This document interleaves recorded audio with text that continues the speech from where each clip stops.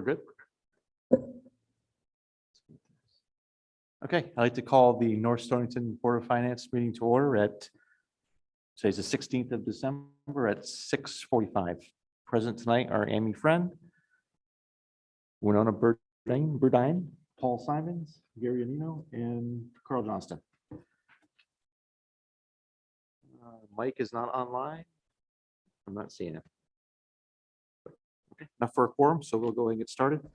First line item on our agenda are public comments.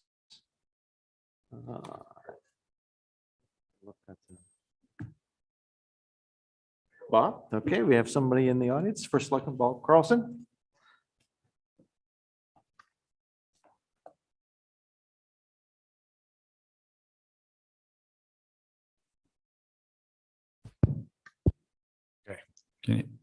Yeah. All right. So I just want to mention that we're having a community conversation coming up on January 8th. And I'd love to have some of the Board of Finance members present as active members in the breakout session. We're going to try to have multiple small groups, maybe 6 to 8 in a group. And it'd be nice to have some people from the different boards there. Paul, if you're able to make it, I'd rather have you there in a different capacity. I'm trying to get some of the board chairs to be there as people who watch and listen, and then maybe pop in and out of breakout sessions and so on. So you're getting a little bit more than just being part of one group. What day of the week is that? It's a Saturday. It starts at That works. you start at 8 o'clock in the morning when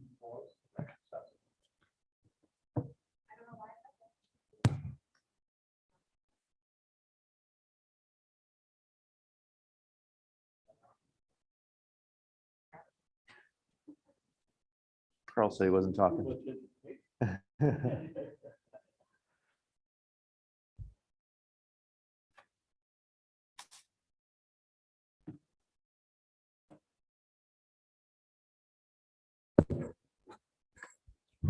okay. So starts at 8 with tours. 9 o'clock it actually officially starts. If you come early, you'll they're gonna have some breakfast, a light breakfast for the people that attend the early session. You know, it's 2 sessions. The first one's on 298 building and what we're going to do with this building. The thing is having the conversation here is great because we can do tours throughout the building, and then the breakout sessions will be in classrooms, probably in the media and the middle school.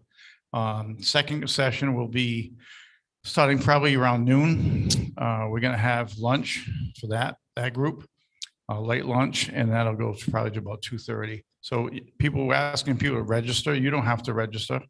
Paul, if you're going to show up, but if you are a board member, we'd like to have you register. We have a head count for a couple of reasons. One, so we know how we're going to build our breakout session groups, and how many people we're going to have as far as food. It's not going to be. It's going to be fairly light, but if you stay at both sessions, you get breakfast and lunch. But you can do one or both. We have some people coming just to the afternoon session, so. Maybe they're more important to them as the ARP funding than the 298 building. But So you're looking for me, Bob, to be at both sessions, which I think is. I would like you to be, I can do if that. I could, I'm going to try to get you and Lou Steinbrecher, and if we have a chair of the EDC by then, and just as overviews, listening. I said pop in and out of meetings, but I'd like to have, if there's 2 or 3 of your board members that can go actually in focus groups. And we're going to try to break up, like husbands and wives won't be together. We'll try to put older people with younger people with kids in the school versus people without kids in the school. Maybe people that live in the more rural part of town with the people that live in the more populated part of town. So we're trying to get different views and groups. So if you can, I just want to know if you can make it, that'd be great. You can register. If you want to go, just let me know. But if you're a board member, you want to go, please register. And should be a good day. Okay. Thanks. Plus, we're getting fed, so what's wrong with that? Can we ask questions? Yeah. I'll put you on the spot, Bob. So That's fine. I imagine for this building, you're going to come with an accurate assessment of what the school's needs are and what the town's needs are. I hate to go through it like we have the last 2 times where we're just looking for a use of a building that is standing. No, understand. So as the presenter in the beginning, it's going to be about a 15 to 20 minute presentation at the most. I have to be very generic. I can't try to push the conversation one way or the other. I have to tell you, what do we have for buildings? What's occupied? What isn't? What we can take down, what we can't. We can take down the whole thing if you want. I mean, there'll be 4 options. do nothing. No, I'm after, And- to truly master plan the use of a facility, you need to know what are the bona fide needs. I mean, we know there are functions in here now that we have no other place to put it. Mhm. Is the square footage allocation right for what they need? Is there no other place to put them, et cetera? Because right now, we're making use of the building because it's here. Right, so if I get too much detail, Gary, then I'm actually pushing the conversation to a point. I gotta say, this is what we have, this is what it costs us every year. This is what's empty, this was, what's not empty. This is what we use it for today. It's up to you to tell us we're using it wrong, we're using it correctly, we're gonna repurpose one pot, take down another pot, take down the whole thing. When we take something down, what do we do with a piece of land that now is an empty piece of land with no building on it? Right. That's what comes out of the conversation. That's what the breakout groups or sessions are for. But I can't try to stay, I mean, I have my own mind what I'd like to see happen, but I can't tell you that. No, I was more, we know the school needs X many square foot for administration. We need X many square foot for storage because we've got no storage across the street. Those numbers have to be vetted and thumped and sort of, no matter what, they're going to have to be solved for, whether it's in this facility or somewhere else. Has that step been done? And I recognize you can't do it at that. Cue the microphone. All right, we'll be able to give you what square footage is being used now by the school because they don't have room over there for it. I can give you that square footage. Yeah. I can talk about what.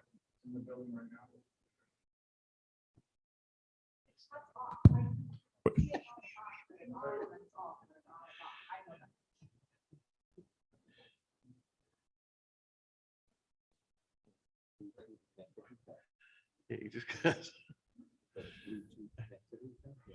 Carl and I can share. Okay, We can share. so I can tell you what's in the building now from as far as furniture, kitchen equipment, shop equipment. That'll get laid out, but the final outcome is going to be up to the town. I see us going to a community conversation, followed by a town meeting, followed by a referendum. So it'll be 3 chances to expound on what the building is and what you want to do with it. So, And the other question was, we'll have true costs of what it takes to maintain this building? yes. Okay, excellent. Thank you, Bob. Sorry. Any other public comments? I don't see any hands online. Great, so we'll go to our next item is the Audit Award. So I was able to contact Lisbon, some officials from Lisbon and Preston about King and King Associates. Both towns seem to be happy. I know that not Amy, Sarah contacted 2 others. She may not have got the memo that we actually started 15 minutes early, so hopefully we can keep this chatter going until she calls in. But I saw nobody had any apprehensions whatsoever about awarding this contract to King and King. I know we talked about it extensively last week, but how does everybody feel about bringing that to a vote tonight or any other discussions? No? Okay. She's not online, but I think I am going to ask you, Amy, to be seated for Dan. Our quorum is 4 or 5? 4, so that. Right, okay, so, sorry? Yeah, we're here now, yeah. You said Sarah's online? She is not, I was gonna, no, I did talk to her, I just want to see if she had any comments about who she talked to, but there was nothing, no red flags for awarding this contract.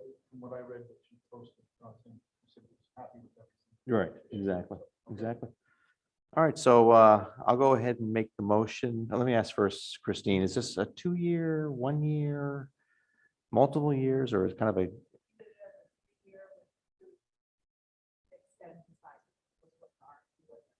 Okay, so I'll try to word it to. Okay. Gotcha, okay. So I'll make the motion to award auditing services for a period of 3 years to King Associates. Second by Gary. We can have everybody who is in favor to vote, say aye. Aye. It's, I count 1, 2, 3, 4, 0, 0.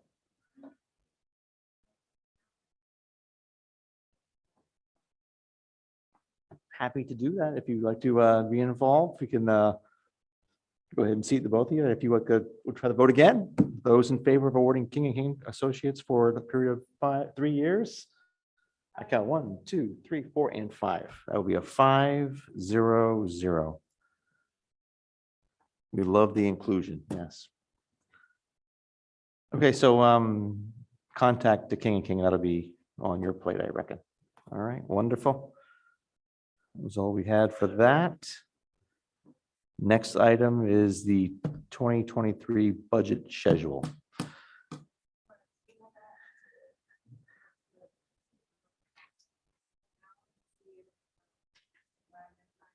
Oh, right, and yeah, she has some other comments. Okay, yeah, we can certainly do that. We can do that even though it's a special meeting, right? We can do that even though it's a special meeting. Or it's, okay, let's do that. So we'll go ahead and pretend we forgot 4 for the moment. We'll go to 5, ARP funds.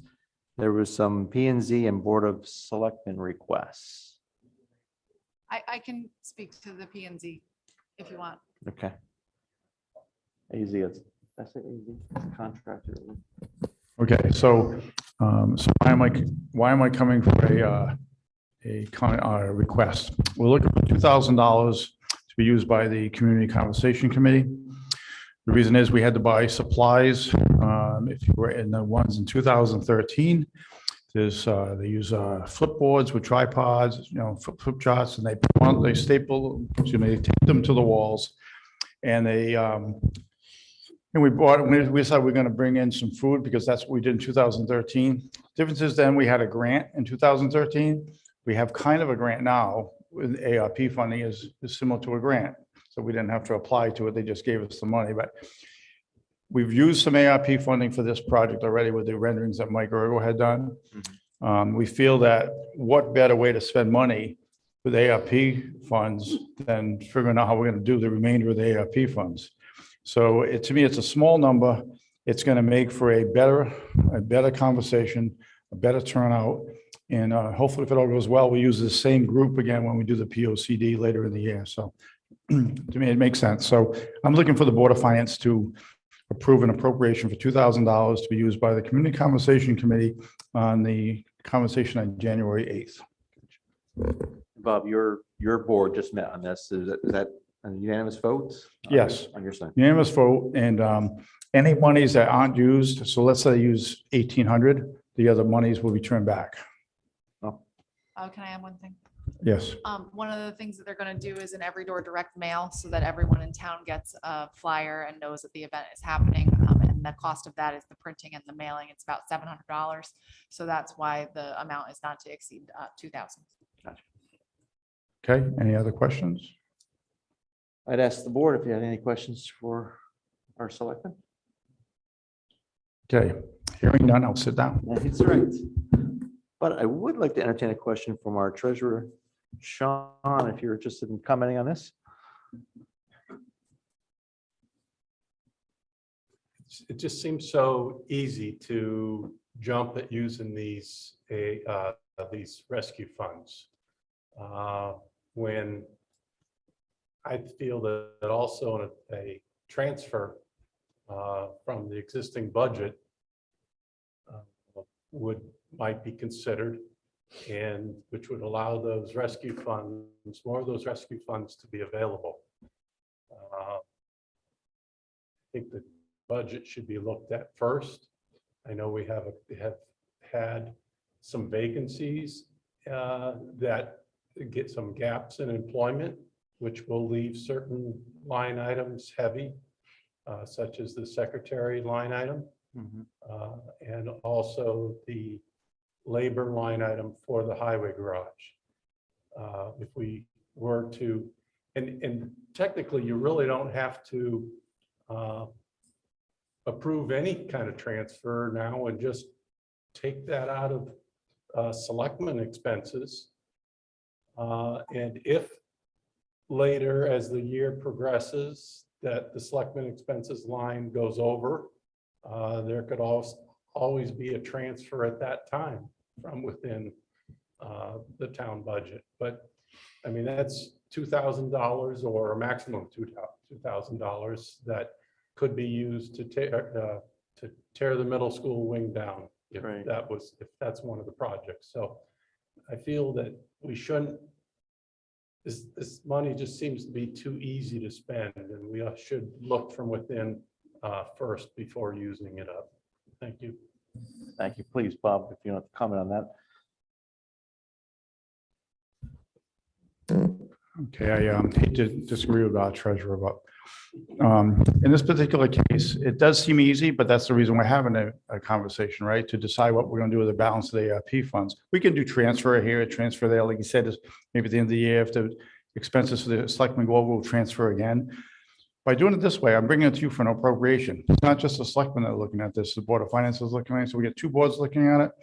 It's, again, it's like a grant, it's money we have. $2,000 is not gonna take down the middle school. I mean, that's not even close. So my thinking is, it's a cleaner way to do it. I'm getting a second board to look at it. And yeah, we could take something out of the budget, but we know that if there's money left in the budget, it gets returned to the town, goes back to the undesignated Right. fund. This is money that was given to the town. I'm not gonna say it's free money because it's not, it's still tax dollars, but it's money we have. I mean, when Bridgeport and these other big cities get millions and millions of dollars, they don't think about North Stonington, what we're doing with our money. They're just spending it like crazy. We don't get a lot of money. So when we get it, we need to use it for what we need to use it for. This is a nice, clean way to do it. Makes sense. It's very transparent. You guys know about it. And that's it. No, I got you. But had you considered that, Bob, to look at other line items if there was? I didn't consider because I thought it would be a messy way of doing things. Okay. And where do I pick the budget that says, I'm going to imagine now we have, what, 6 months left in the budget. I have to guess which budget lines might be over, what might be short. To me, if the money's there, just do it. And it's not, if I was asking you for $20,000, it'd be a different story. For $2,000 to do something that actually is talking about how we're going to appropriate the balance of the funds. As Sean said, it's been too easy. It really hasn't been easy, but it's been multiple asks, right? You win the lottery, everybody comes out of the woodwork and they want a piece of the pie. Mhm. So we got a bunch of money, everybody wants their piece. And so far, if we get audited tomorrow, I'm pretty confident what we've done has been pretty correct, especially compared to some of the other people around. I think we've been pretty Right. diligent in how we did the money. This particular case, it's money well spent to take care of two of the biggest problems we have in town. This building is one, and how to spend the balance of the funds. To me, it's money well spent. No, I got you. And I agree that the number isn't that big where it would prevent anything from, coming too big of a number for the school or any other projects. Any comments to how the suggestions that our treasurer has made versus what Bob's suggesting for this $2,000 appropriation? Oh, Mike Anderson, I see, welcome. I saw you popped up there. I'm not sure how much yet you heard, Mike, but we're talking about a $2,000 appropriation for the Board of Selectmen to try to build a framework of how we might spend the rest of these rescue funds. No, I understand that that's the ask. I don't know, did Sean make a comment before that? He did. He talked about perhaps we should look at existing line items within the Board of Selectmen budget to use to fund this ask versus going into the rescue fund kitty. Didn't sound unreasonable, but Board of Selectmen hadn't looked at it. It's not a big number. I don't think it's an unreasonable suggestion that Sean had, but love to hear some input from the board on it.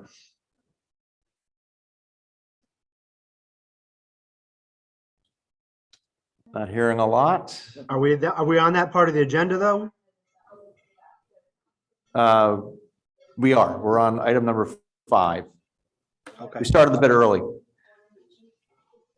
Yeah, we skipped 4. We tabled it for a little bit, but we're on number 5 as of right now. Okay, all right. Any thoughts, Mike, about Bob's ask and Sean's So the suggestion? 2,000, that's to moderate the discussion, right? It's the mailing, which is $700 plus or minus, plus visual aids, flip charts, supporting stuff for the event, right? And food. We're gonna do that sorry. in early January. January 8th. We already signed you up. You're That's gonna go right. to the 8 o'clock. 8 meeting a.m. And the noon. I'm kidding. I mean, it's related to what we're using the ARPA funds for, and it's not a big ask. And the selectmen's have already looked at other line items to use this. They have not. We asked that question. It was a cleaner ask from Bob's perspective to take it from the ARPA funds, which he's probably correct, but I think it's just worth exploring what Sean had suggested. I don't have any apprehensions to approving it as requested, but just want to make sure everybody had their opportunity to talk about it.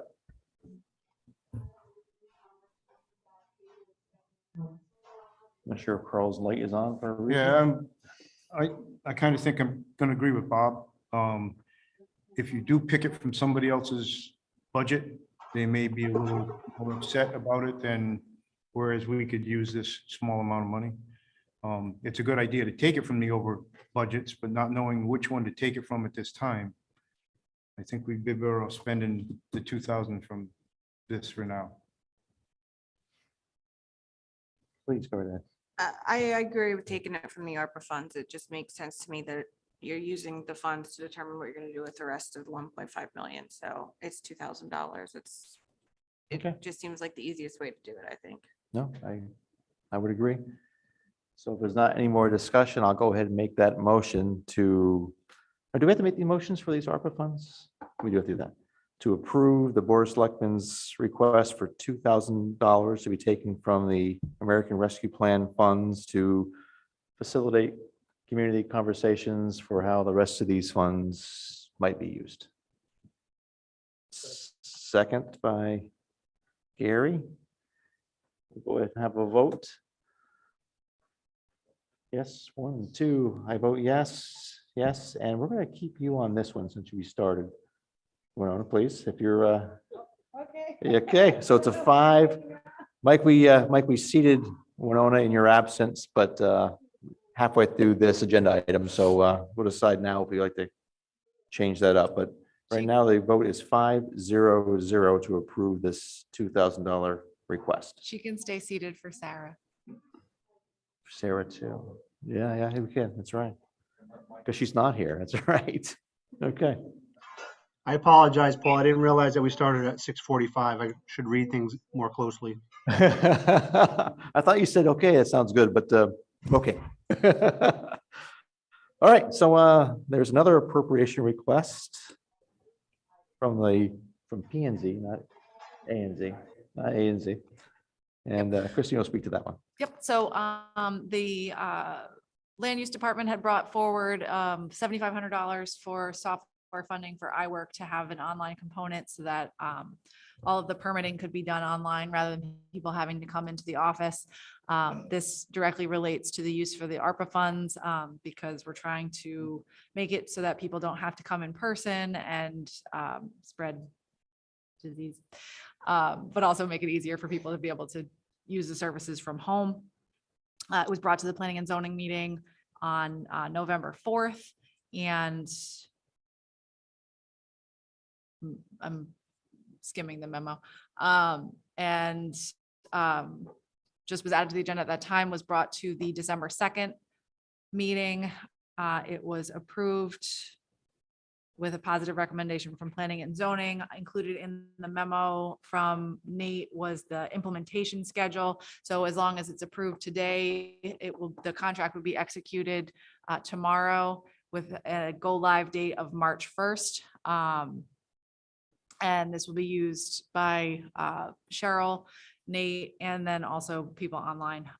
It will start off with the regular building permits, but then can expand through the years. This is a 3-year contract, and then it would be determined at that time if it's being used and helping, and then it could come out of the IT budget after that time. The building department fees are intended to cover the cost for the operations for the department. So it could be suggested at that time that you increase some of the fees to try and cover this software. Uh-huh. So that's something that could offset the cost, because I know one of the things that people have been concerned about is the things we're funding out of ARPA funds that will have life beyond the 3-year cycle of the rescue plan. So It's called iWorks. I work. iWork. Yeah, so it's a software they're already using for the permitting. It's just adding the online component so that people can go online to pay. Any discussion from the, Paul, Board I'm just gonna make a motion first and then then we move it to discussion. So I'm gonna move to approve the $7,500 from the ARPA funds to fund the software for 3 years, yeah? for 3 I'll years. go ahead and second that, Mike. Thank you for that. Now we'll go into discussion.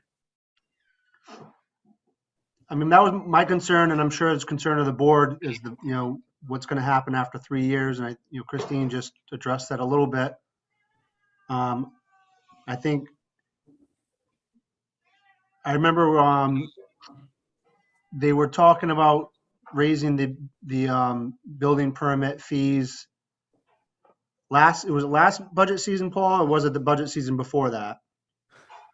I think it was before that, Mike. Yeah, I think it was 2 years ago. Yeah. And I don't know why it didn't happen at that time, but yeah, I remember Juliet saying we were behind other towns with regard to how much we charge. So, as long as the P&Z is keeping that in mind, that, either they're going to have to find ways to cut to help offset the cost after 3 years, or find a way to generate more revenue Right. and find some balance. I think it seems like a good idea for the times that we're living in, that people are able to do this outside of coming to town hall. No. The other benefit to it is we currently only accept cash and check, and this would enable the use of credit card payments, which would definitely be more customer friendly to the people that are looking to do the Okay. transactions. So what exactly does it do? I mean, couldn't we just, forgive me, is the forms online now? I mean, can people print the forms, fill them out and mail them? The reason I'm taking this question, or putting it this way, is it's really hard to go backwards. So if this is more than we need and suddenly we're bumping building permit fees, which frankly I think is the wrong thing to do, I think we should be helping people make it easier to get a building permit, not skinning them to fund a software package that we may or may not need. That's just my opinion. I mean, can't we download a form, fill out the form and mail it in or drop it off? Are those two functions available right now? People can do that right now, but again, it's cash and check only. Yeah. There are certain things that are calculated based on the project costs. And so if you aren't supplying all the information, then it might not be the accurate fee, and they might have to pay later on down the road. I wish Nate were here for these specific Yeah, questions, because this I is don't not know my how area. this is gonna fix that, but okay. All right. Yeah. Please, Carl, go ahead. Yeah, my only concern was, like I had mentioned before you guys went to planning and zoning, was that you make it so that nobody can get in the office. It's what hopefully they had talked about, so that people could still come in and not be tossed out the door saying, you got to get everything online first, then come see me. No, we've also, or we are adding a computer in the land use office so people can directly data enter their information in there. Still coming into the office and being serviced while they're there. But having the option, if it's easier for them, to do it at home. And yeah, so if they do come in and get questioned and answered and a little help doing it, not sent back to the computer 3 or 4 times, okay. Not acting like the DMV. No. And thank you. Sorry, just a couple more notes. Questioning? I was just gonna say that, I agree with what Carl's saying, is that the building, sometimes having everything online prevents the human interaction. And I don't know what is really lost by sending in a check. Most businesses operate that way, or people.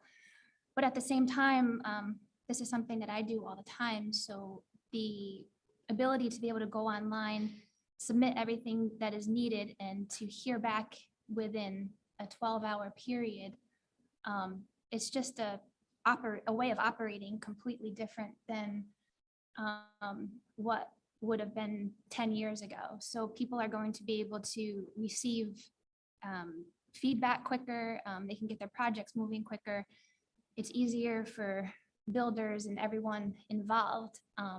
However, the price is a little steep for a program that the town already has. So I'm wondering, after this 3-year period, is it always going to be this $7,500 that's for the 3 years? Yeah, there's definitely pluses and minuses to Right. having the program, but just, we can't close our buildings up. Right. Okay. And maybe I didn't hear it. I mean, is the town making a commitment around the turnaround time on these? I mean, so if you press send, everything's in order, you send it, how long before the people that press send get a response? I can't speak for the land use department on that. Yeah, so I mean, if the outcome is still the same, I don't see a tremendous benefit. I mean, it's saving time because instead of you handing in your application and then it going in Cheryl's pile, and then as she gets to it, because of everything else that's in her pile, the information will get entered in. You're typing in the information, the information you're typed in is accurate. There's no errors to it. It saves time that way. It also, think of it for someone who's working with a contractor that rather than somebody who's doing their own project, we're saving that homeowner money because the contractor's not then paying them or charging them for an hour to come down to town hall to fill out the paperwork instead of actually working on your job.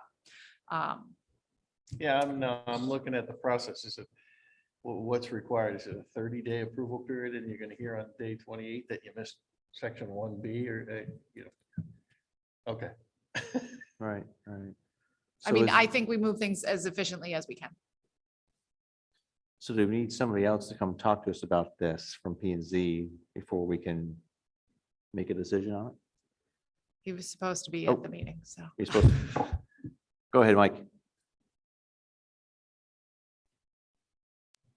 Just technical issues, just try to make sure that you're talking into your mic, closer into your mic, so we can hear everybody, that's all. Let me just text Nate and see if he can hop on. Thank you.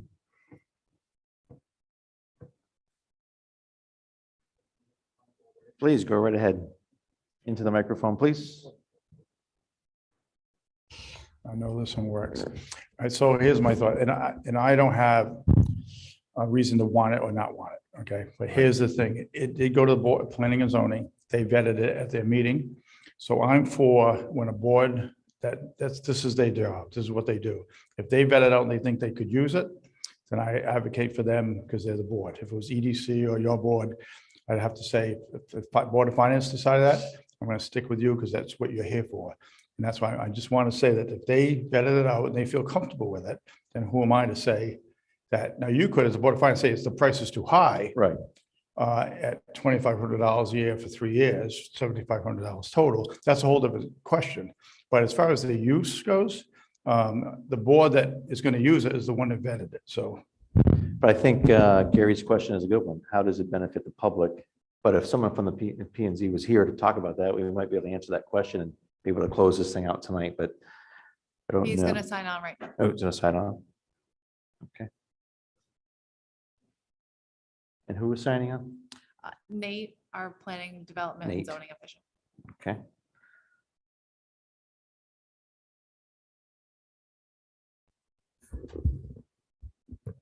Christine. As far as what you mentioned, the pile goes onto Cheryl's desk, gets sorted, go through. Somebody still has to go through each one of these things online. Am I correct? Yes. So technically, the time is still there to go through each one, see what they missed, check off, send it back to them. Right, but the process of actually reading someone's handwriting, typing everything in. Yeah, especially mine. all- Okay, thank you. All of that, it's gonna save that time. Okay. So included in your packet was the breakdown of this. So $500 is for the payment processing. And then $2,000 is for the portal home for permitting. It's a configuration of the portal for ease of applying for permits and tracking current permits online, tracks inspection requests and file uploads. It includes customizable forms and messaging feature for easy interaction with citizens and a built-in automatic workflow capabilities. So this is in addition to the $3,000 we're already paying for our community development package, which includes permit management and code enforcement. Okay. And here he is now.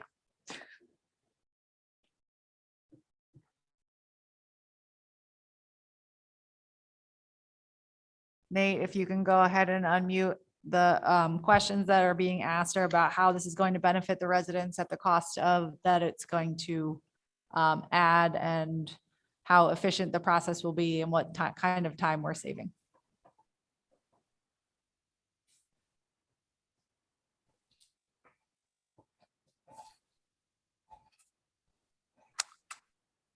Can you hear us okay, Nate? Yeah, I'm here. How's it going? Good. How are you tonight? I'm doing okay. The Wheeler 8th grade girls won their basketball game tonight, so That's got to be good. yeah, it was a good night. So, questions from the. Oh, okay, Christine. Questions from the board tonight. We're trying to better understand how this request is going to benefit residents of the town. So we understand how it might benefit the office, but does it speed the process along for folks looking to put in permits? I think it's a couple of different things. First off, the permit turnaround with an electronic platform. Currently, Tim, the building inspector, typically reviews permits on Tuesdays and Thursdays, and he has to physically come to town hall. He's part-time. He's only there for a couple of hours a week in doing that. We still have to work out processes as to how he's going to interact with the system. But one of the things that I want to see if there's a way we can have him being able to log in on a more daily basis or so on and so forth via a web portal, so he can in effect do a more real-time approval of those building permits. So that's one element that we have yet to define with the process. We'll work on it, but ideally with the electronic system set up the way it is, the building officials review process should be able to be turned around much more quickly. You clearly have a Tuesday, Thursday situation. So if you file a permit on a Friday, you're not going to get a review until Tuesday night, and you're likely not going to get your permit until Wednesday morning. So with a faster turnaround time, we should be able to see permits getting issued and dealt with from a public perspective much easier. I think from the public's perspective, the other element that will come into play is the fact that most of in order to get a permit, you have to physically appear at town hall and put that into the process to file it. In doing that, it takes a lot of time out of people's days, especially when you talk about the building trades where you have electricians and plumbers and mechanical folks, where the permits are not particularly complex on the filing side. They can be complex on the inspection side, but ultimately those transactional permits like that should be able to move through the system much quicker, and the building trades folks shouldn't have to come to town hall. And a lot of times, if you're what we've been running into is we've talked to folks over the last 8 to 10 weeks as we've been sort of queuing this up. A lot of the building trade folks are willing to pay that 3% fee to not have to come to town hall, because it saves them in some cases an hour to 2 hours of, by the time you get travel time, get things filed and get back to your job site. It allows them to do that at night or out of their office, as opposed to having to come to town hall. So for them, it represents a potential large time savings during the day. I think the one example that we had was one of the LP companies that's been putting in LP tanks for people for, whether most of the time it's for a generator or things along those lines. They charge their customers $120 as a service fee to pull the permits. So it's something where clearly from the individual's perspective, who's pulling the permit, who's getting the work done, they may not have to pay those service charges to have somebody else pull permits for them. They should be able to do more of that online. So I think there's multiple layers to the efficiency. And again, it's the ability to pull permits sort of 24 hours a day, 7 days a week, as opposed to only during the time that town hall's open. So. Okay, thank you. Anything else from the board? Yeah, so the 3% fee or the 120 from the gas company, that just gets pushed back on the homeowner or the business owner. I mean, if we don't have a commitment that those are gonna go away, we're saving the trades some time, but I don't think we're saving the townspeople much. So we have, the 3% is pretty much standard for fees for online. We have the same fee for MyRec for people signing up for recreation programs. And that gets charged directly to, the town doesn't cover that, it gets charged directly to the participant. Same thing if you're paying your taxes online. It's a convenience fee. If you're choosing to do it online, we're not saying everybody has to pay online. They could still send in a check or pay with cash, correct, Nate? Correct. I mean, we'll, Yeah. and we suspect that on larger permits that that's exactly what will happen, because typically when the permit fee, if it goes above a certain point, then folks will just stop in and write a check. Yeah, so it's up to the person filing just on how they would like to pay. Okay. Go ahead, Mike Anderson. Christine, there is a $500 aspect to this software charge that was related to the processing fees. Yes, so on the sheet, it says, to be able to have the online credit debit card processing and to have the payments recorded and tracked in the iWorks system, it's a $500 fee. Okay, so then the people have the 3% on top of that for using the credit card? Yes.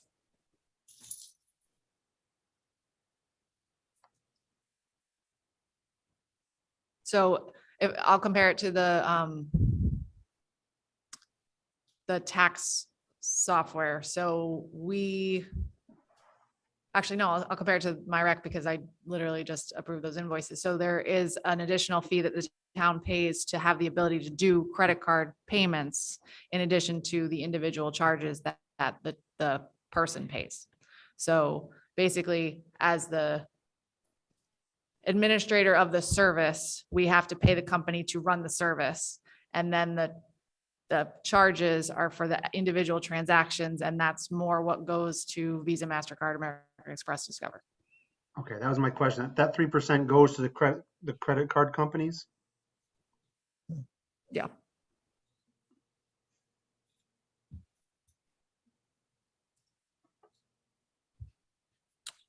Anything else, Mike? Yep. No, I just wanted, the processing was, I thought that $500 fee was to cover their transactional fees with the credit card companies, but it's almost like doubling it. No, it's our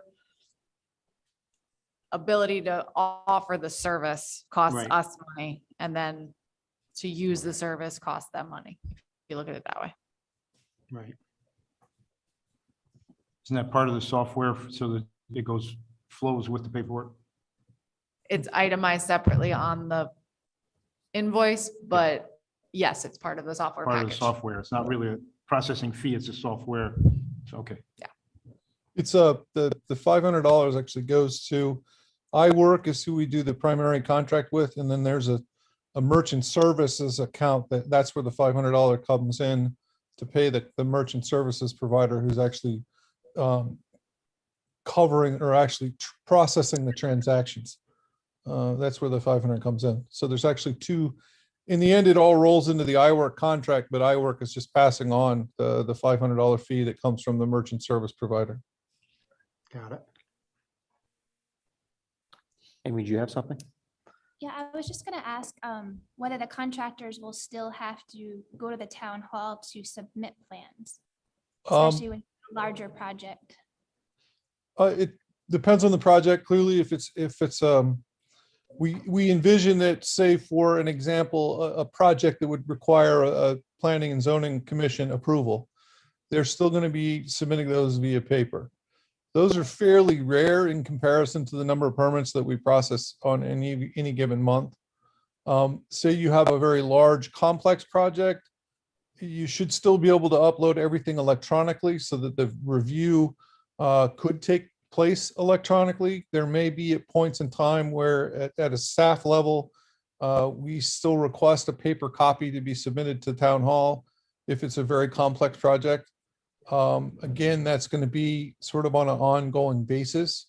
Ideally, everything simply goes in electronically. The reason being is it allows the review to take place, but it also sets up our archive, which is we want to try to avoid having to archive paper at town hall and eliminating that whole storage of paper. And some of these documents we have to store in perpetuity. We have to keep them forever. It's a lot less expensive to do that in an electronic format than it is to do it in a physical format. So transferring it over, but for transactional day-to-day permits, likely there's no paper, there's no one comes to town hall at all. For more complex, say a planning application, you may end up with having to come to town hall to talk to us a little bit. But ultimately, we want to have those plans submitted electronically. Ultimately, so we don't have to scan them into a system. That also saves a lot of staff time. One of the other advantages is you don't have to print the stuff. I've seen applications where you had large, complex applications that in my previous work, I asked the applicant how much did it cost just for the paper for his application, and he said in excess of $2,500. If we can save applicants those sorts of that level of fees, it'd be incredibly helpful because the cost of paper can be very expensive when you're talking about big, large plan sets.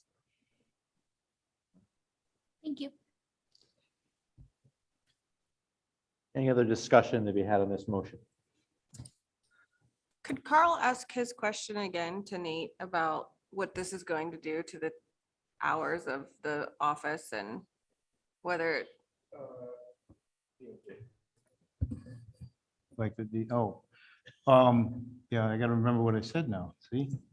Nate, I had asked the question, I think, with people coming in. Oh, no, I know what you're doing. Right now, it was given to us that Cheryl gets a pile on her desk.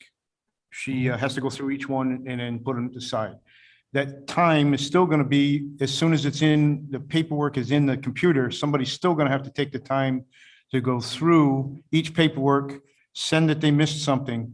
And is it gonna be something simpler, or is it gonna act like the DMV where you get sent to the back of the line and start again?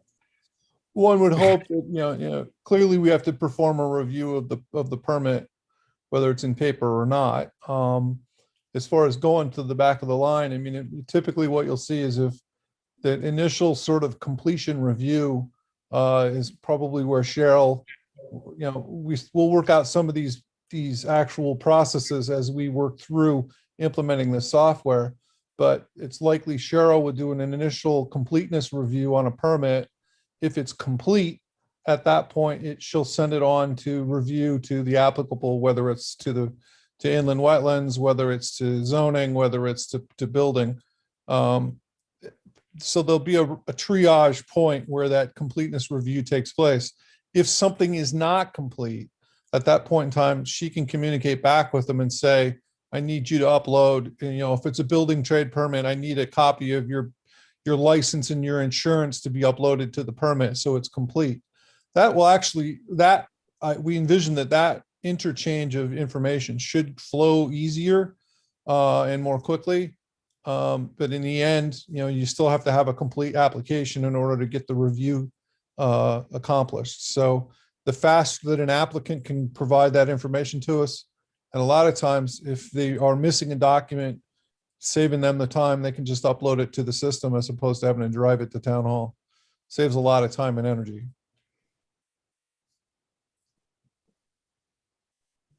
Thank you. Any other questions? Okay, so we have a motion, we have a second. I'd like to go ahead and bring this to a vote.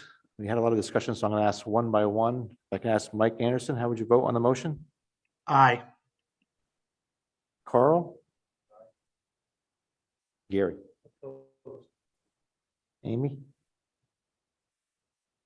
Winona? And I am an aye. The vote is 3-3. The motion does not carry.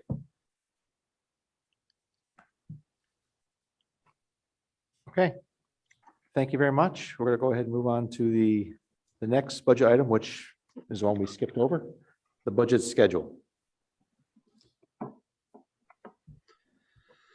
I have it in front of me. I'm not sure if Christine, you want to talk us through it?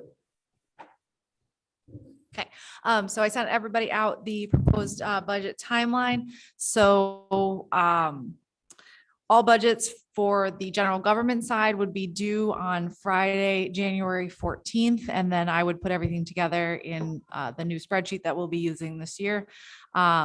We would invite the assessor to come on the Wednesday, January 19th Board of Finance meeting to review the grand list. The general budget discussion for the Board of Selectmen would be on Tuesday, January 25th. We would hold our presentations in February 2nd and February 16th. The initial presentation of the Board of Selectmen, General Government and Capital Budget would be on March 2nd, with the Board of Education presentation on March 9th. Then at the following Board of Finance meeting, the total budget would be reviewed March 16th, with any feedback to the Board of Selectmen and Board of Education to make changes so that there can be a secondary presentation on the 23rd, with a final review and vote to go to the public hearing on March 30th, which would lead us to the annual budget hearing on Monday, April 11th, and a town meeting on May 2nd, referendum on May 16th, and then obviously it will pass with no issues, and then we will have a mill rate set on May 18th. That's right. You've lined it up very, very nicely. So the most important hard and fast deadlines are annual town meeting is by ordinance the first Monday in May, which puts it as May 2nd. And then the annual budget hearing can be no less than 2 weeks prior to that meeting. You all decided to put it on the 11th because April 18th is the Monday of public school break. So that's why it's the 11th and not the 18th. So it is 3 weeks prior to the town meeting. Gotcha. Okay, so that schedule, again, very aggressive, like it always is every year. Full disclosure, I've been talking with Christine a little bit about our schedule and how we might provide them some more time to bring their numbers in line. So I think that's a reasonable request, although I am a little concerned about the schedule and our ability to review after we provide them guidance, then to have them come back to us with a number so that we can actually do our job as Board of Finance folk before it goes to a hearing. So I don't know, I didn't invite Christine if she is still online. If I missed any points with what you're looking for additional time after our guidance is provided. Oh, here she is. Hi, Christine. Thanks. I'm just taking a peek at this. Yeah, I guess I'm just looking at the prior years, and it seems like we've had many meetings before we get to the hearing point. And my goal this year would be for the Board of Ed, especially. I don't want to speak for other committees, but so much changes between March 1st isn't even, we have 4 months left in our year. And so much changes between March 1st and the end of the year that it seems like our number is always moving and changing. And then we have meeting after meeting. So my goal was, or my request was, that we push off a little bit when we present our budget according to what your guidance is initially. And unless there's something in it that screams foul, that we take it to hearing and hear from the townspeople first before going back and having in-depth discussions about what should change or what needs to be altered. Last year, I felt like we heard from the town later instead of earlier. And I feel like from my perspective, hearing from the town earlier is more important. So if we could push a little bit closer to town hearing time for us to present to you, have you look at it. If it's according to kind of what your guidance was, as close as we can get, then take it to hearing and then come back after hearing and have our in-depth conversations using town input on what they want to see in that budget. And so I would say this, if the guidance that we hope to provide, you come back at those numbers, I don't have a lot of heartburn with that. But I'd like to hear what the board has to say about that. I mean, if you're presenting what we've requested, I think that's not unreasonable.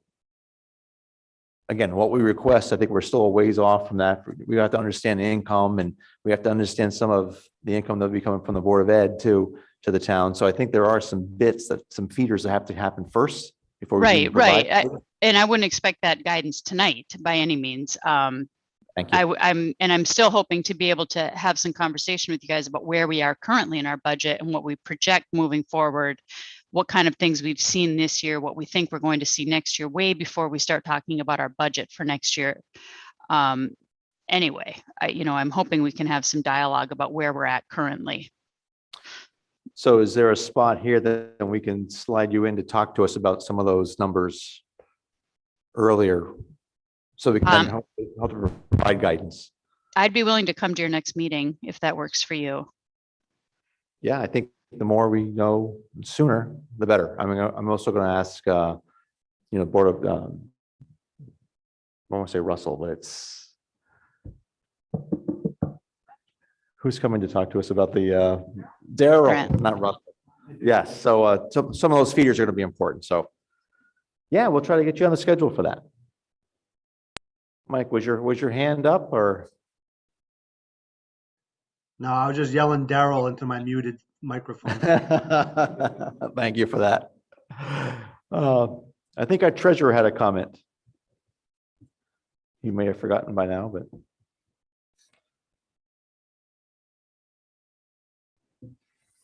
There was just what the Board of Finance hearing is typically conducted after the Board of Finance has their recommended budget. Christine has asked that it get done early. And I would argue that the Board of Education, if they want to present their budget to the public before it's chopped by the Board of Finance or whatever, that they can always have a Board of Education hearing to present their budget if they feel a need to do it outside of a regular Board of Ed meeting. But when you go to hearing, that should be, in my opinion, your recommended budget and not a wish list for the Board of Ed, for any one department. It should be after you've looked at the entire budget and are willing to make a recommendation to the public. Thank you. So I think we provide the guidance to the board, Selectmen Board of Education. Those boards come back to us with meeting our recommendations. I then think that we could go to a hearing saying that this is the agreed upon budget. We always come back and readdress it again after we hear what the folks say at the public hearing. But is that something the Board of Ed has ever done in our history, to go out to the townspeople directly? We have done that in the past. We've done presentations separately of our budget. I appreciate those comments, Sean, and we certainly could do that when we kind of get our budget nailed down. I guess what I'm really trying to look for here is just a little bit more time. So when I look at that calendar, if we could present our budget on March 23rd, with, knowing we're working within guidelines, that would give us 2 more weeks. We're in the middle of a superintendent search right now. We're hoping to have that position more shored up by that time frame. And again, we just know so much more the more time we have. So if there's any, it just seems like when I look at the past years, we've spent meeting after meeting and we end up pushing it out anyway. So if we could just nip that and get some more time in the front of it, that would be really helpful. So you're thinking of presenting to us initially on the 23rd of March. If that would be okay. I mean, obviously we'll be coming to your meetings prior, listening to your guidance, going with that. We'll be doing budget work ourselves. We're not going to we start our budget work usually in January, but it just gives us a little bit more time before we have to present. And certainly taking Sean's recommendation, maybe then what we can do is present something to the town prior to that, so that there would be room for public comment even at that night where we present to you on the 23rd. Right. I think we've all been a part of these sessions. We know that they can be marathon sessions and we race to get things done, but what's the opinion of the board? Does that blow up, but maybe it's Christine, does that really blow up our schedule? Well, so the ask would be if you're moving Board of Ed to the 23rd, that you move the Board of Selectmen to March 16th. Because those meetings should be back to back. You shouldn't be analyzing one budget without knowing the other piece of the budget. So that would give you your meeting on the 30th to make any changes and vote to move your budget to the hearing. Being new to this, I don't think that's enough time just looking at it. You've kind of squished everything together into one. If we had a couple weeks between March 30th and the 23rd, I would think that'd be easy, but there's only 1 week between it. And as I read it here, it says you presented on the 9th, if this is correct, and then we have to make changes on the 23rd, then we have to go on the 30th to present it to the public. That gives us no position to make changes Right. if we do that, unless we move the whole schedule down, all the way down the board. That's where I'm gonna go next. So May 18th. May 2nd is when you have to have the annual town meeting by ordinance.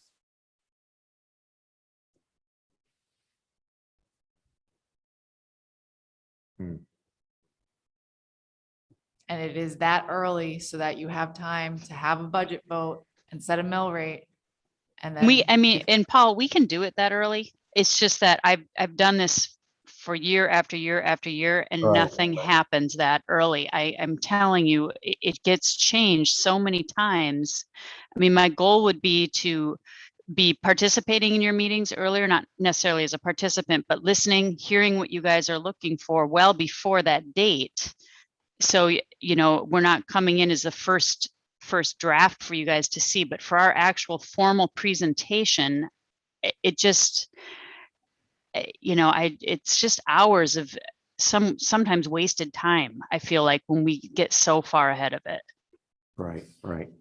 So Christine, could you move or do what Sean suggested earlier in February or March 2nd? No. All right, so we're all squished against a window. Yeah, I mean, we can try to present to the town after we get our budget squared away, but February, we're halfway through our year. That's Well, about, I was just throwing that, I mean, if you could throw it Yeah. in before the 16th would be something, but. I think we could throw it in before the 16th, with the hopes to not bring it to you guys until, like I said, the 23rd, or I guess even if we get the 16th, it's just so early. Knowing how much stuff changes, it's Right. frustrating. But I guess, I mean, I don't know why our town ordinance is set to have a meeting 3 months before the end of the fiscal year either. But if that's how we have to do it, that's how we have to do it. Yeah, if those are hard and fast dates on the back end, it's really, Mhm. you kind of back up from that. So is there any way to give you a week? So, I mean, I'll take what we can get, you know? right.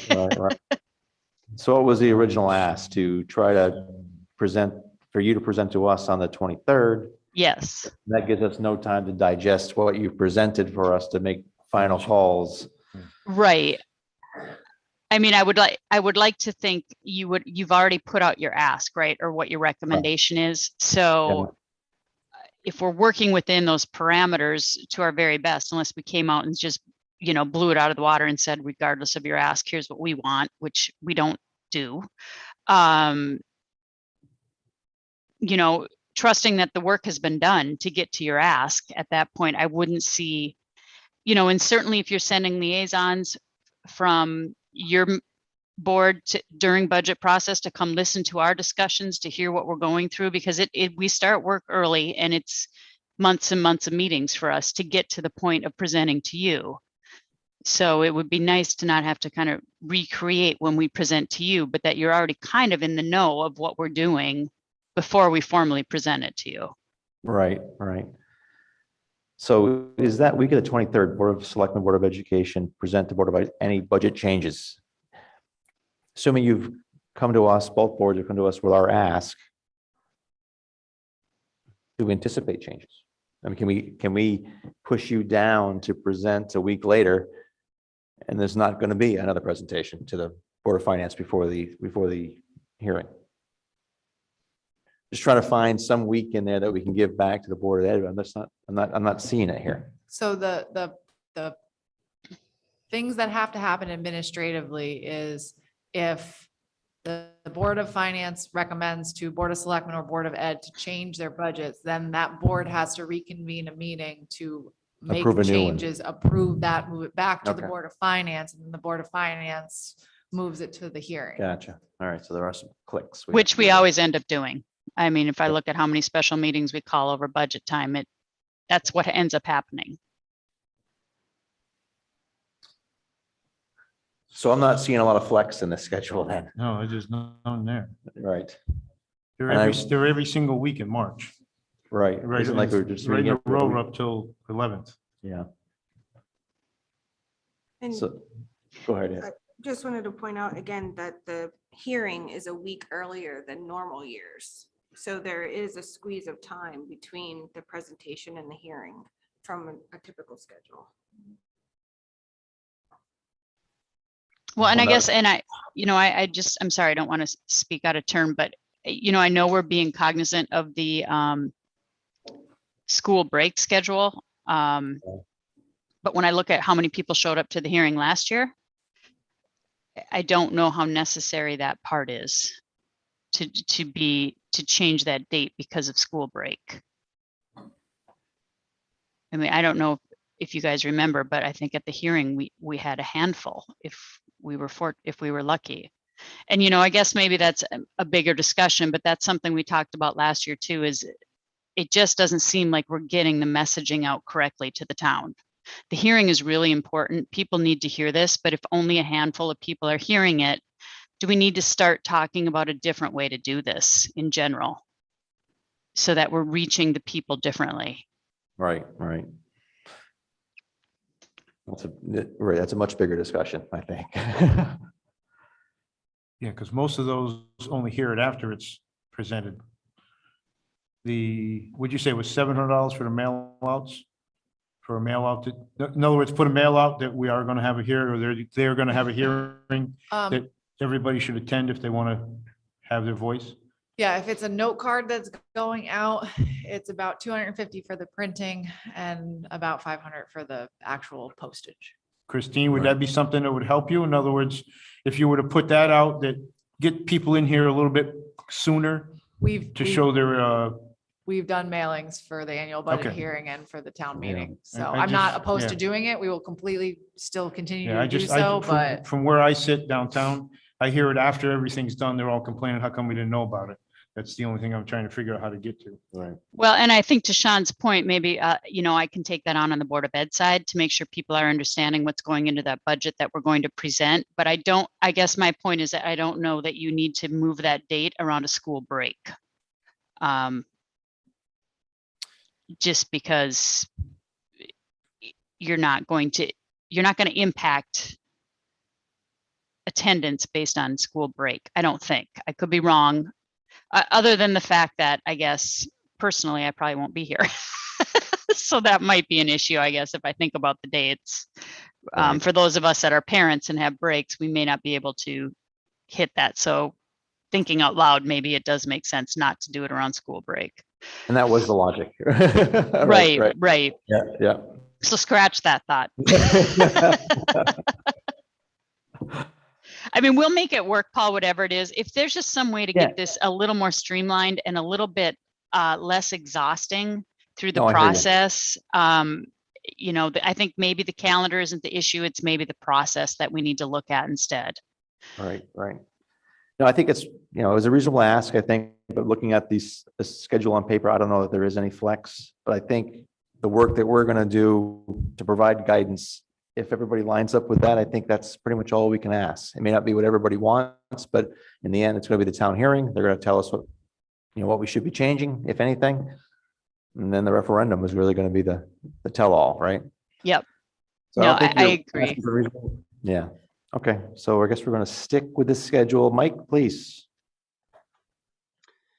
So, Christine, how soon do you think that you could come to us with where you think that you would want to be? If you had all the things that you think you need to do the education right, how soon could you bring us that budget? So are you talking about maybe kind of a, not necessarily a line by line, but a preliminary, here's where we think we need to be to fund Yeah. our education next year Yeah. within Yeah. reason? I would like to say, if we do some deep dig on it and really do some analysis of where we are, maybe mid-February. All right, because that's where the only thing we're looking at is February. We have scheduled right now 2 meetings. I mean, I'm certainly willing to do, because I think this is, we go March, we go every week. We could do something where you can come present to us at the end of February, where you have, all right, here's our contractual obligations. Here's where our serious needs are for those non-contractual things. And, in a perfect world, well, not an almost perfect world, this is where we think we kind of need to be. That way, when we're giving you our guidance, or we're, finally giving you a guidance, maybe after that meeting, when you present on the 9th, it's not our first time talking serious numbers. Right. And that's why even talking about where we are year to date, I think is important. My only concern is that the biggest line items, which are health insurance and staffing, oftentimes we don't get notice of staffing changes until May. Retirements, resignations, quits, changes, things like that. But I think giving you guys a ballpark would make sense, right? How are you going to give guidance if you don't know about where we need to be? Right. So if we can have that earlier, yes, maybe we can do that. mid-February. As long as it's not a formal presentation of line by line items, because I just won't have those numbers in February. But I will have a general idea of what the board thinks needs to happen. No, that'll go a long way to helping us prepare, but it's only one half, right? So income is the other bit. So those dollars do coming in, it. whether it be for kids coming into school, or if it's Daryl's work, those two things have to marry up to see what we can support for the wants and the needs for the two boards. Christine, the numbers you'd have in February are basically your worst case scenario, right? So if you aren't gonna, because you're only gonna save money with resignations or retirements, in theory, correct? In theory, yeah. Okay. I mean, not necessarily, but yeah, I get what you're saying. We're not going to come to you with a, how it works. I mean, we're not going to come in low, and we're going to come where we really think we need to be. We're going to be as close to where we really think we need to be. And we're going to probably have to work on current staffing numbers when we come forward. So But the only thought with that is that if we do get some resignations and stuff, and that ultimately can save the town some money come May or June, we'd like to know those numbers, right, to put forward to the town. I also don't want to put forward an inflated number to the town, but I think it gives us a working point. I think that's what Mike's asking for, is give us a working point, right? And Yeah. So knowing changes could come. do you think you'd know the revenue side by the 9th of February? I think so, pretty close. But, you know, I'm I had only asked saying Paul that- about this earlier too. I mean, the revenue side doesn't come to the Board of Education. The revenue side goes to the town. So I we're, understand that, we're but we- supplying programs, but not getting the revenue. Well, that's a discussion for, it's a valid discussion, but big picture, we're talking about, we're gonna find out what the revenue side is on the 19th of January. Yeah, If we we should could know find- our enrollment by then. Right. And then you'll know what your general contractual arrangements are. Yes, We obviously, something could happen in May, but that's too late for us anyway. right. So if we could come in on Wednesday, February 9th with a kind of just a big picture, 1,000-foot view. That way we could maybe by Wednesday, February 16th, say we could then come with our guidance, Paul. Yeah, and Uh, my only ask on that is our regular Board of Ed meeting is on February 9th. So I don't know if we could do like February 10th or something like that. I just don't want to start taking away from regular Board of Ed meetings, especially when we're in the middle of superintendents. We're going to be heavy in the middle of superintendent search in February. Yeah, it's probably gonna be a lot of shifts in our schedule, our meeting schedule, I think. Just Right. Well, Yeah. especially with what just came out. Right, Yeah. right. But We we've could have a always special met. meeting on that Thursday then, and Yeah, it's one agenda item. It's right. Board of Education discussion. Yeah, but if it we might- could. At that point, it might be Daryl as well. So again, I think the income you're talking about, Christine, it comes to the town because the town funds the Board of Ed. So Yep. it's town dollars. So I think Right. understanding what that's coming in as, what Daryl's going to bring us, and then we can see what we can afford. That's the bottom And line. yeah, Like, Yeah, and certainly like if you wanted Daryl to come on the 9th, and I know you don't want back-to-back meetings, but if it was just us on the 10th, then you wouldn't have to have a marathon meeting. Right. You know, So- it could be one meeting, 1 hour, hopefully, or less. So we need to be careful when we're talking about meeting on other days. The first and second Thursday of the month are planning and zoning. So we would not have a space to meet in if we were looking at a Thursday. unless we did it all virtually. Right, or do they meet the whole evening? They start at 7. Yeah. Okay, I mean, I don't think we have to be face to face. I mean, we have computers. We can do this very efficiently, I think. and just Outside so of that the- we're clear, this wouldn't be a presentation of our budget.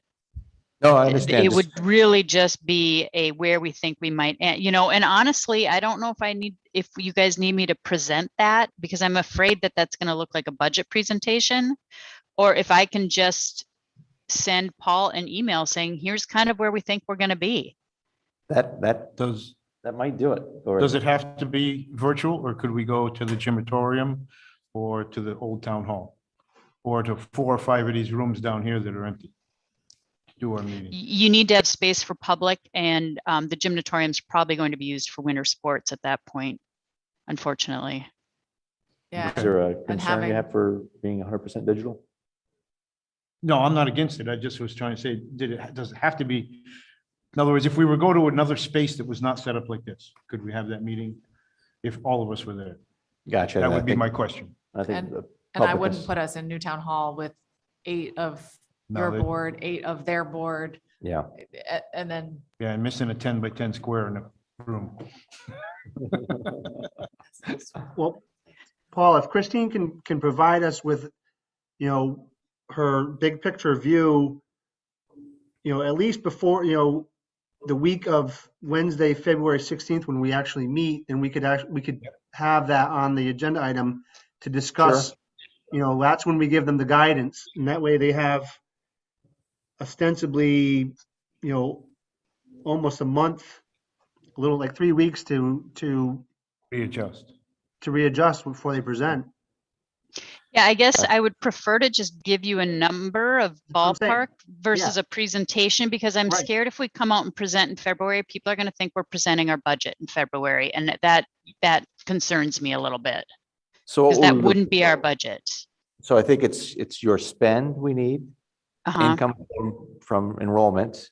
Mhm. values would be interesting to understand. Would it be, to be perfectly honest, is it going to be what is balance of the RISA, leftover ARPA funds, or do we need all of that to really tell a big picture? Or is that just getting it a little too much? into the Well, so weeds? that's getting into a budget presentation, right? Yeah, That's, I to mean, me, it's that's, just 4 rows on an Excel sheet you send to me and we put it up on the board. yeah, I And mean, so- I think you'll be able to see from our financials every month where we're at with the ERISA account. I have no idea where we're going to end up at June 30th with that, so I don't want to project that in February.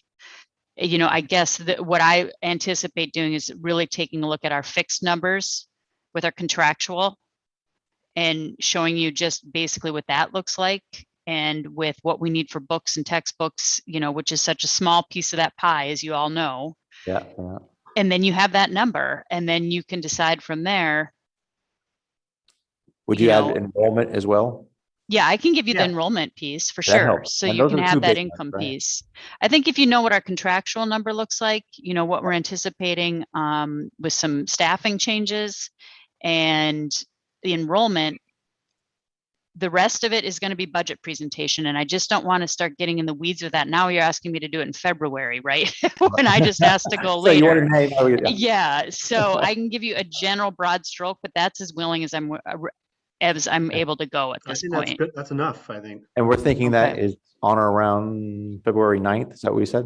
Yeah, so we meet on February 9th, so we could get that to you, let's say February 10th. How does that sound to the rest of us here? As long as we have it, maybe the week, the end of that week or by latest Monday, the 14th. Okay. Yeah, no, I can get it to you by the end of that week because I think we'll have that discussion on the 9th. But again, I just really want to stress that that is not our budget ask. That is just a where we anticipate we could be. Right. Anything else? I think that'll work. So do we Okay. have to add a session in here because of that? Oh, do you guys maybe? I still don't understand if you're having another meeting or we're just That's- getting a that's- spreadsheet. No, That's we're the next not. question. That's the next, yeah, so we're gonna get the information on the 10th, I guess it was. So would we have to meet before the 16th? I think you could just have it as an agenda item on your meeting for the 16th. Agreed. Then your schedule is perfect as usual. Christine, could you just maybe add, February 10th, get big picture view from Board of Ed of revenue and contractual arrangements? Yes, I can add that.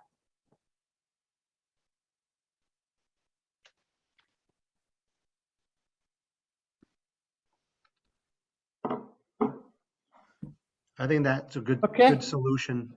I Yeah, think it is. I do too. Thank you. I appreciate that. And then you can take that and turn around, give us some guidance, and then we'll go from there.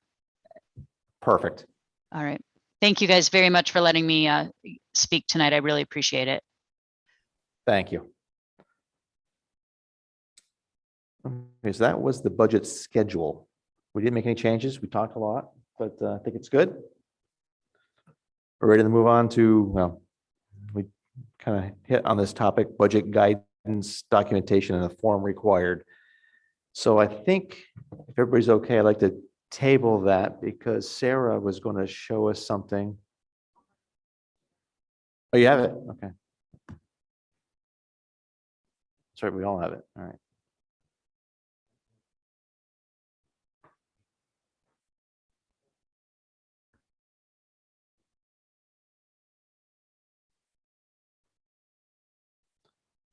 So I don't think we'll talk a whole lot about budget guidance, but this documentation that we're talking about for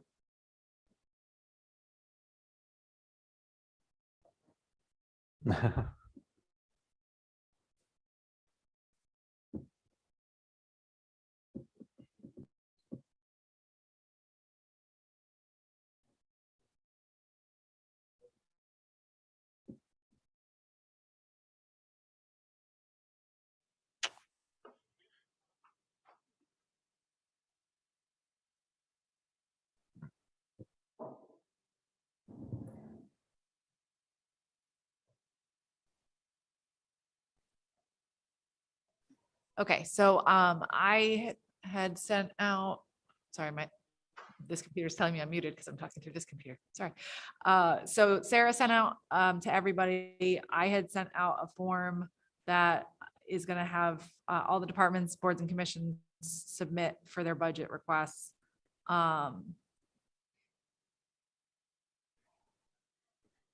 And Sarah added to it. There we go. So this is what I need to put everything together for the budget. So it's just the line item number, line item name, what they had been approved for in the current budget year, what their adjustment is, and then what they are proposing for the new budget year with any notes. So in OpenGov, you had the ability to put in itemizations as far as what makes up a specific line item. So I envision people putting in the notes, if it's digitized maintenance or software for IT, he can put specifically how much he's paying on each software system in individual lines, and that would be in the notes. So for Board of Finance purposes, Sarah added a separate tab where people would put their department name, the total proposed budget for fiscal year 2023, what they were approved for 22, any strategic projects or goals that are included in their budget planning that would be important for the Board of Finance to take into consideration while reviewing the budget, any changes from the 22 year. So any changes that impact budget planning this year. It could include such things as unexpected savings from prior year, did not expect to receive, reallocation of funding due to other priorities, or upcoming expected purchases. A summary of any unexpected income or grants for fiscal year 22. Same thing for expenses for 22, and then major 22, 23 risks or mitigations. So these are not municipal terminologies, but we can make it work. So do the members of the Board of Finance feel that these sheets will be beneficial and will provide you the type of information that you would need for all of the budgets that are going to be submitted? So taking Board of Ed out separately, so this is just the general government side, you Right. would be receiving this for the assessor's office, you would be receiving this for the fire company, you would be receiving this for the Wheeler Library.